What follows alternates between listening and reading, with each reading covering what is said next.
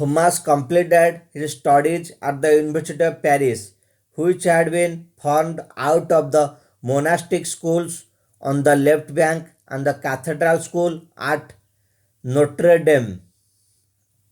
In two stints as a regent, Master Thomas defended the mendicant orders and of greater historical importance countered both the Averroistic interpretations of Aristotle and the Franciscan tendency to reject Greek philosophy.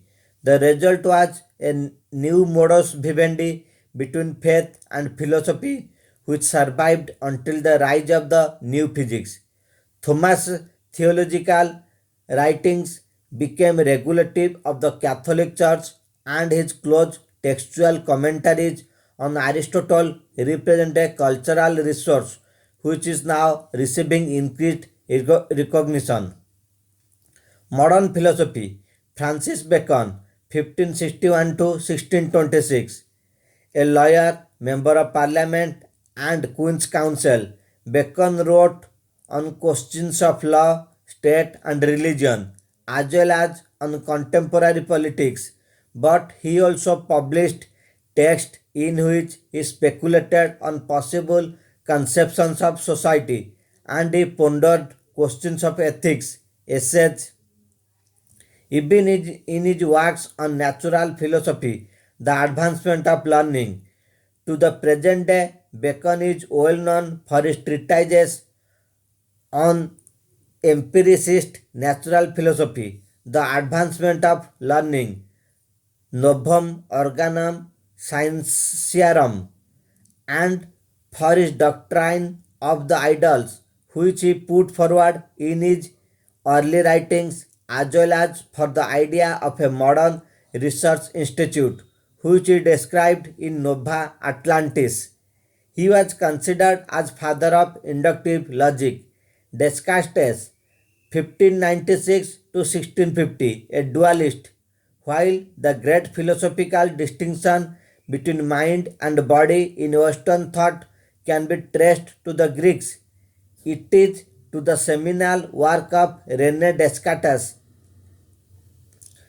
French mathematician, philosopher, and physiologist, that we owe to the first systematic account of the mind-body relationship.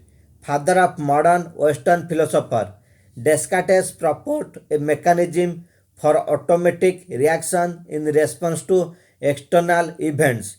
According to his proposal, external motions affect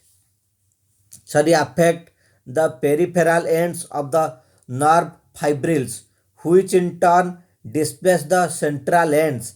As the central ends are displaced, the pattern of interfibrillar space is rearranged and the flow of animal spirits is thereby directed into the appropriate nerves. It was Descartes' articulation of this mechanism for automatic differentiated reaction that led to its generally being credited with the founding of reflex theory. In Descartes' conception, the rational soul, an entity distinct from the body and making contact with the body at the pineal gland, might or might not become aware of the differential outflow of animal spirits brought about through the rearrangement of the interfibrillar spaces. When such awareness did occur, however, the result was conscious sensation, body affecting mind. In turn, in voluntary action, the soul might itself initiate a differential outflow of animal spirits. Mind, in other words, could also affect body. Cartesian science is that which was taught by Descartes.